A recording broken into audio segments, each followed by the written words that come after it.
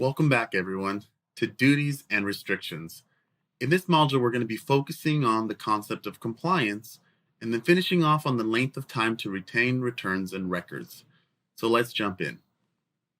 When it comes to compliance, practitioner supervisor responsibilities to ensure compliance involve that an individual who has principal authority for overseeing a firm's federal tax practice must take reasonable steps to ensure that the firm has adequate procedures to ensure compliance with Circular 230.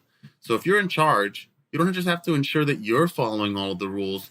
You want to make sure that all of the people in your firm, especially all those that are practicing tax practitioners, are following the rules and that you have adequate procedures to ensure that that compliance is occurring. Now, not having that isn't enough, right? There's also this concept of having to have a pattern of practice of noncompliance, which we're going to go over. So an individual who fails to have adequate procedures to comply with Circular 230, that's just the first part, but there also has to exist a pattern or practice of noncompliance or willfulness, recklessness, or gross incompetence. So that's the first thing, right? Just not having adequate procedures isn't enough to be considered to be failing to comply. There also has to be either a pattern or practice of noncompliance or willfulness, recklessness, or gross incompetence. Again, the individual fails to ensure that the procedures for compliance are followed. That's the first component, but there also has to be a pattern or practice of noncompliance, as well as willfulness, recklessness, or gross incompetence. So keep that in mind, right? If everybody's following the rules, there isn't this necessary requirement that they're going to hold you to for not having adequate procedures. Of course, you should always have them, but in order for this to be considered that you're failing to comply, both of these must exist in both scenarios. Lastly, an individual knows or should know of a pattern of noncompliance and fails to take prompt action to correct the noncompliance would be failing to comply, right? If you're aware of issues that are occurring at your firm and you're not taking prompt action to correct that noncompliance, then you're yourself as well failing to comply with those requirements. So compliance is important, and we're going to focusing now on compliance when it comes to document retention. So we're going to move on to the length of time to retain returns and records. So the length of time that a taxpayer should keep records in previously filed returns is generally related to the statute of limitations associated with the events that are documented on the records of return. So what does that mean? That means that there are various different statute of limitations that you're going to want to make sure that you're aware of. Not just federal statute of limitations, states might impose their own as well, but we're going to primarily be focusing solely on the federal statute of limitations. Now, the main one that everyone is aware of is that the statute of limitations for examinations is generally 3 years. So a taxpayer should keep records for 3 years after the date of filing. This is the most common one. I'll have a client walk out, right? I'm finishing up their return, shaking hands, everything's taken care of. And then they're holding on to their giant box of receipts, right, as they're walking out. And they're like, Carter, how long am I supposed to keep a hold of all of these? And I say, well, generally, you're going to want to hold them for 3 years, unless you're keeping a lot of income information from me, right? And then we laugh a little bit about it, but that is something to keep in mind. We're going to talk about that in a couple slides, which is unless there's income that you're not telling me about, then I'd keep them for a little bit longer. And we'll talk about that once again. So the record requirement is different in these situations. So these aren't the one I was referring to. These are a little bit different.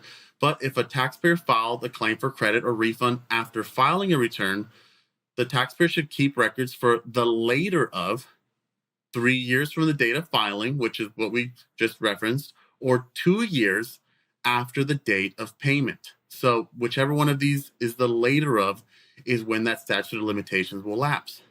Now, this is something that, keep in mind, could come up in your exam. If a taxpayer claims a loss of worthless securities or a bad debt deduction, the taxpayer should retain records for 7 years. So if you're working on a problem, you see a scenario and they throw in worthless securities or bad debt deduction, you want to keep that in mind that that is an exception to the general rule of 3 years. Now, this is the scenario I was talking about that I always joke around with clients, right? How long should I keep this giant box? Well, generally 3 years, unless you're keeping something from me, because the record requirement is different in this scenario. If a taxpayer underreports gross income by 25% or more, the taxpayer should retain records for 6 years. Now, in the scenarios where I see this happening, it's not where somebody's just saying, well, I'm just not going to give Ricardo this W-2, or I'm just going to keep some of this information to myself. But it could happen that one of the transactions or the positions that you took wasn't accepted by the IRS, and that caused a change of underreporting by 25% or more. Or unfortunately, I've seen it happen where I have somebody who just forgot that they had any type of capital gain transactions. And more recently, you see this happen at times with cryptocurrency, right? They forgot to present this because they forgot that they actually potentially had that income. Whether that's true or not, I don't know. But if that taxpayer underreported gross income by 25% or more, then that taxpayer should retain the records for 6 years. Now, this one is also very common, and I think it's something that people aren't aware of. If a taxpayer files a fraudulent return or does not file a tax return at all, the taxpayer should retain their records indefinitely. Now, I've had times where people call me up and they say, hey, I received a letter from the IRS for a tax return I didn't file 10 years ago. What's going on? I thought after 3 years I was all good. I hid for 3 years. I made sure that I didn't make any noise or that they couldn't find me. Why are they coming after me after all these years? Well, because you did not file a return at all. So you should retain your records indefinitely. That statute of limitations never lapsed in your situation.